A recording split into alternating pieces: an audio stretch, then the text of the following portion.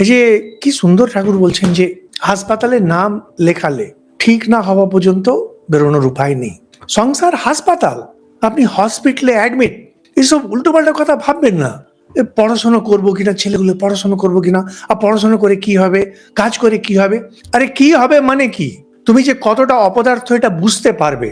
পড়াশোনা করলে বুঝতে পারবে তুমি কতটা অপদার্থ, কাজে নামলে বুঝতে পারবে কতটা অপদার্থ।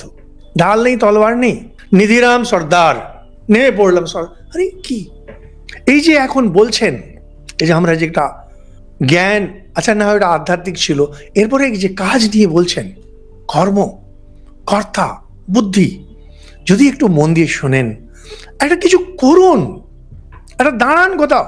আমাদের এখানে কম্পিউটারের একজন আছেন, আগে TIFR ছিলেন, tata institute of fundamental research, আমাদের রিটায়ারমেন্ট আগে থেকে নিয়ে এখানে এসে, তো উনি আমাদের টকসগুলো শোনেন মাঝে মাঝে, বয়স হয়েছে, খুব অত্যন্ত ভালো মানুষ।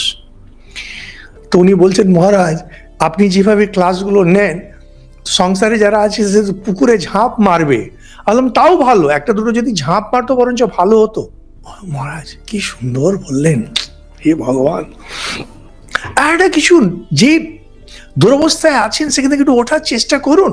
আপনি মানুন আপনি পাঁকে পড়ে আছেন, কিন্তু এই যে যাচ্ছে আপনার ভেতরে, আপনি পদ্ম ফুলের বীজ, পদ্ম ফুল হয়ে আপনি পাঁক থেকে উঠে আসুন, জলের উপরে উঠে আসুন। একটা দেখান, সমাজকে দেখান যে গীতা পড়ে, ঠাকুরকে পড়ে, স্বামীজিকে পড়ে, এই দেখো আজকে আমি এখানে। লোকে এটা না বলুক গীতা শুনে আর ঠাকুরের কথা শুনে এই একটা অপদার্থ হয়েছে, একটা চাকরি ছিল সেটাও ছেড়ে দিয়েছে, কাজের লোক ছিল অপদার্থ হয়েছে।